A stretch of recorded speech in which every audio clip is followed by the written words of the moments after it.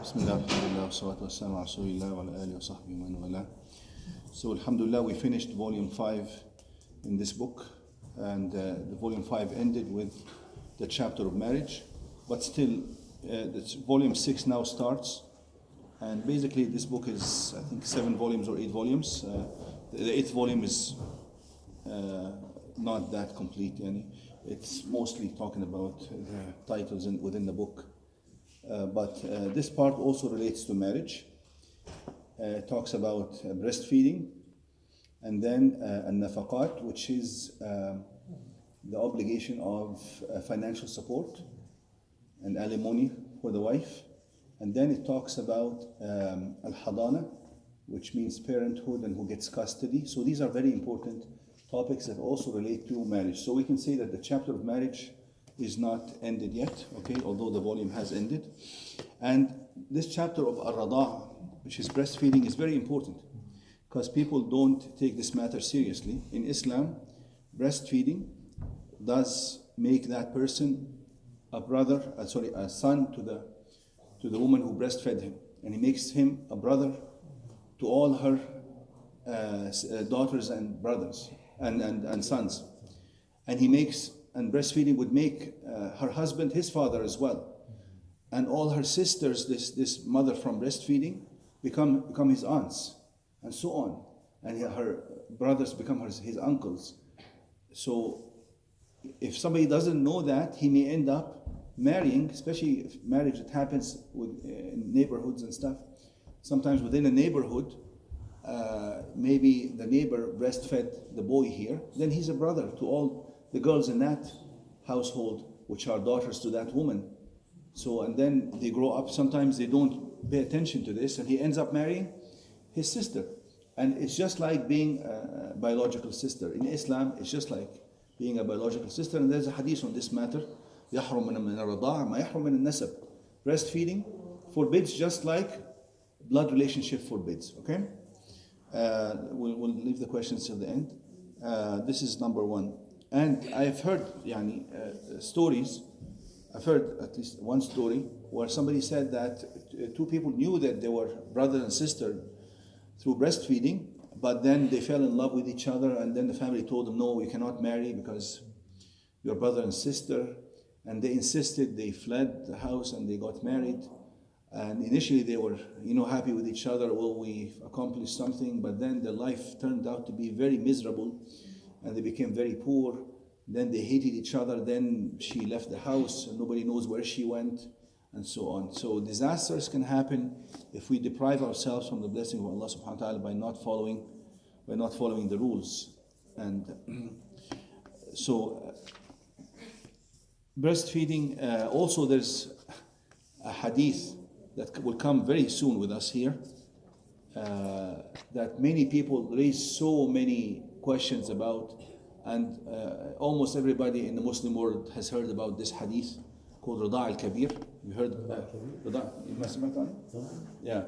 So almost everybody has heard about this hadith. Breastfeeding can also apply to somebody who is an adult and so on. So this is a very important topic that we have to know the answer for, okay? And only by following this chapter we would know these things. Actually, the first couple of hadith are very short. First hadith narrated by Aisha, and Aisha radiallahu anha, قال رسول الله صلى الله عليه وسلم لا تحرم المصة والمصتان. Narrated Aisha, Allah's Messenger صلى الله عليه وسلم said, 1 or 2 sucks, like sucklings from the breast, do not make marriage unlawful. Okay? Now, basically, it has to be 5 full meals, not 5 sucks from the breast. It has to be 5 full meals, okay? So if the boy, sucked maybe 10 times, but he's still hungry, that's not called rada'. 5 rada'at, 5 full meals, not 5 sucks, okay? You have to know that. Okay, so he feeds until he's satisfied. But if he only sucked a little bit and then, for instance, started crying and she left him, or he went somewhere else, or he quickly fell asleep and he was still hungry, that is not considered a full meal, okay? It has to be 5. And Aisha radiallahu anha also, she said, قال رسول الله صلى الله عليه وسلم انظرن من إخوانكن فإنما الرضاعة من المجاعة متفق عليه. Again, people thought that any kind of, if he sucked from the breast, oh, he's her brother right away. No. So basically this hadith says that. She said to the people, be sure, O women, who your brothers are. For suckling is that which is the result of hunger, i.e. when milk is the child's only food. The meaning of this hadith also indicates another condition for breastfeeding that forbids. It has to be within the first 2 years, where the baby is totally reliant on the food, which means when he sucks the breast, he's sucking to satisfy his hunger. Okay, that's and another very important point as well, that it has to be within the first 2 years, where he's still baby dependent or mostly dependent on the breast milk. Okay, narrated Sahla bint Suhayl, and that's basically the hadith بتاع الرضاعة الكبير. Comes right away. حديث الرضاعة الكبير. عن عائشة narrated by عائشة رضي الله عنها قالت جاءت سهلة بنت سهيل فقالت يا رسول الله صلى الله عليه وسلم إنما سالما مولى أبي حذيفة معنا في بيتنا وقد بلغ ما يبلغ الرجال فقال أرضعيه تحرمي عليه رواه مسلم. Okay, before I translate this hadith, let me tell you what forbids. Is it the boy suckling from the breast, or the actual milk reaching his stomach? The food. If a woman has no milk in her breast, and every time the boy is crying, she gives it, his mother gives it to that woman just for him to suck, to be quiet, because kids also, what do you call that thing? Pacifier, for instance, if a woman doesn't have milk, and she gave the breast to the boy as a pacifier, just to make him sleep, is she considered as his mother from breastfeeding? No, not at all actually. It depends on the milk. So if a woman, for instance, suctioned the milk out of the breast, because for instance some women cannot breastfeed. The nipple they have an inverted nipple, for instance, a very small nipple, for instance, or inverted nipple. It goes inside. The boy cannot really suck on it. And so she got a device and she suctioned the milk out, put it in the bottle. A full bottle probably is a one full meal, and he finished it. Is that considered a rada or not? It is rada, definitely. So the word arda'ihi, let him breastfeed, that points to what? That's what I'm trying to make here. To him getting the milk into his stomach, or to him his lips touching the breast. Exactly. So the word, and that's linguistically, this is what it means actually. Linguistically, it means for him to have the milk go into his stomach. Okay? Because this hadith was misunderstood based on the wording within the hadith. أرضعيه تحرمي عليه. Let me translate the hadith to you. Aisha says that Sahla, the daughter of Suhail, Sahla bint Suhail, came and said, O Allah's Messenger, Salim, the manumitted slave of Abu Huzaifa. Salim basically was a captive of Abu Huzaifa. So, I mean, we talked about slavery in Islam. People can go to those tips. They were not treated as slaves at all. They were treated as family members. And on top of that, Salim gave him his freedom. But Abu Huzaifa gave him his freedom. Salim loved this family so much that he stayed. He became like their adopted son. So he's like an adopted son who was raised amongst the family as a son of Abu Huzaifa. Until he became 15 or 16 years old, like he reached puberty. And then the ayah, the verses prescribing hijab or obligating hijab on women came down. Before that, there was no verses saying that women have to cover up, okay, in front of men. So Abu Huzaifa started feeling uncomfortable because Salim is not really his son. And his wife, of course, she's not going to wear hijab in the house all the time. So he started getting really, uncomfortable and sometimes upset. So his wife went and asked Prophet ﷺ. She says, Salim is just like our son. He grew up with us. And now he has reached puberty. بلغ مبلغ الرجال. So what do I do? Now they can't throw him outside of the house. He's still there like their son, correct? At the same time, she can't wear hijab all the time. And Abu Hudayfa is not even comfortable with him seeing her hair or seeing her neck or seeing her arms or something like this. So the hadith says, أرضعيه تحرمي عليه, which means give him from, because she apparently she was breastfeeding another boy, his little like a little boy that she had. So she had breast milk. He said, give him from your breast milk, then he will become like your son, your actual son, just like your actual son, the son from breastfeeding. At 16? Yeah, that's that's an important question.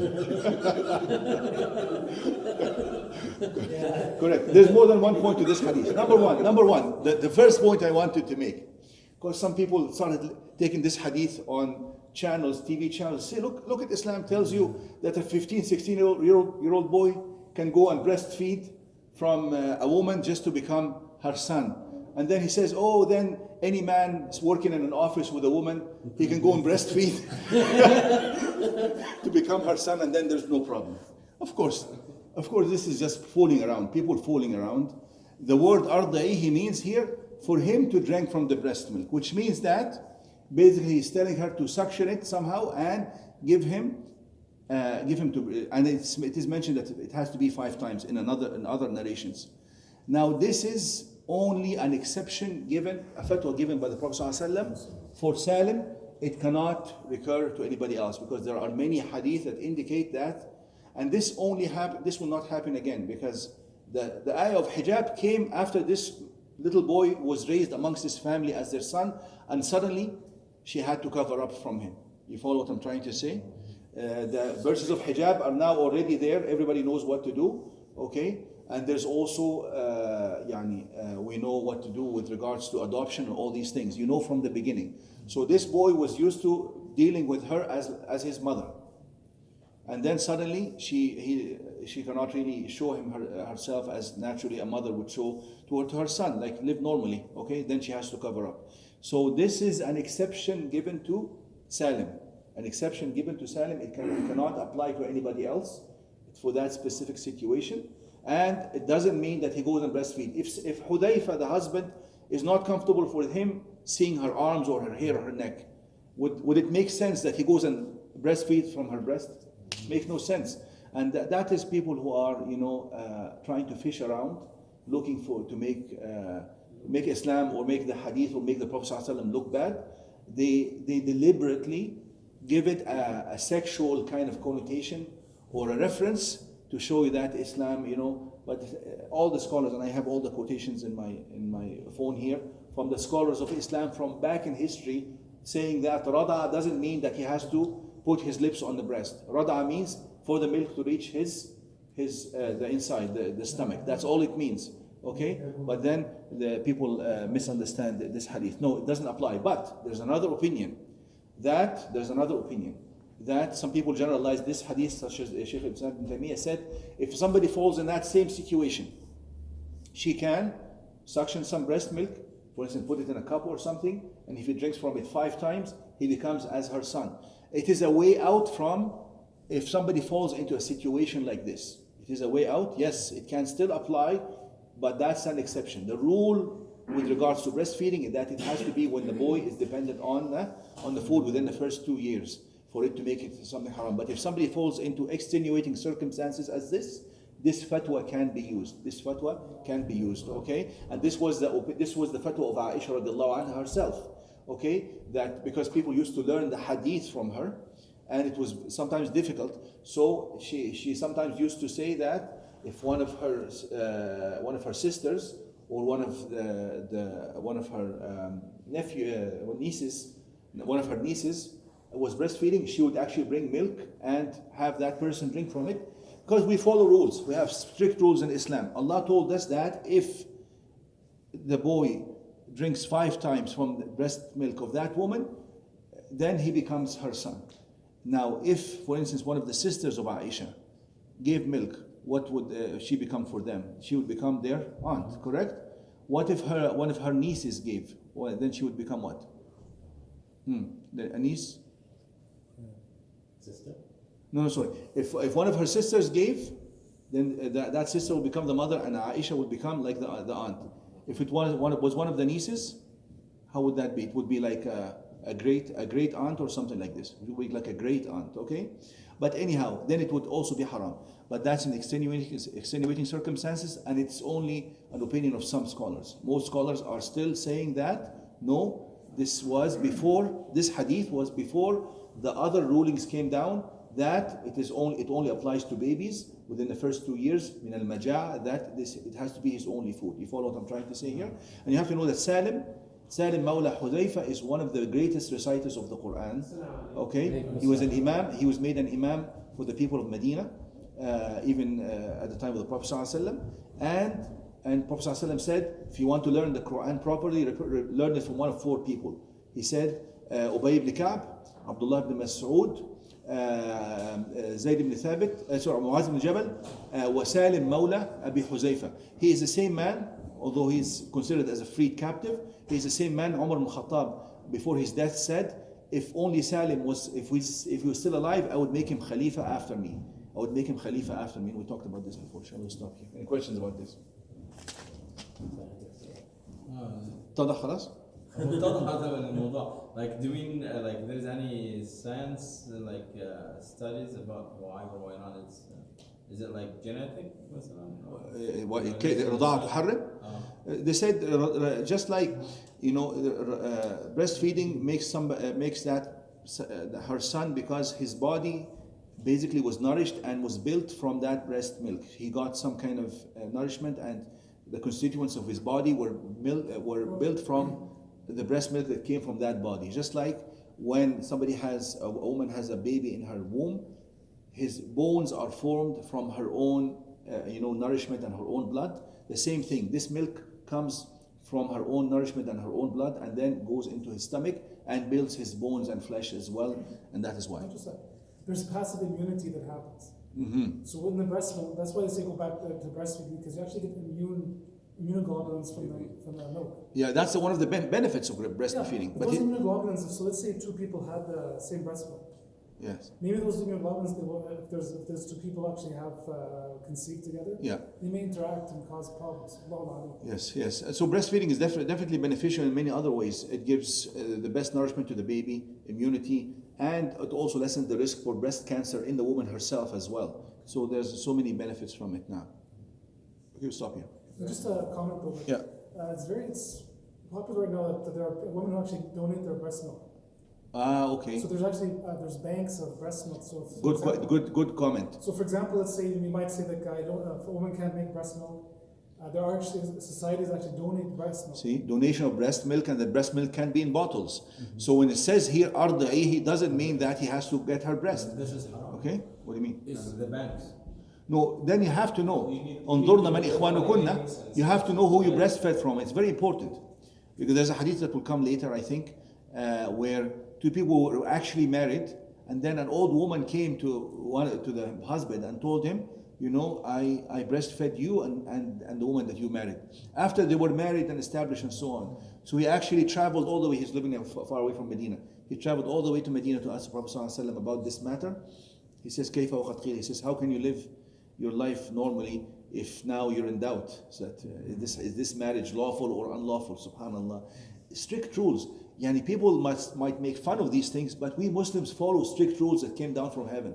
Okay, everybody has to follow them. Prophet ﷺ, when he gave this fatwa, he was finding a way out for this young man, Salim al-Huzaifa, who was brought up in this family as a boy, as their own son. To stop here.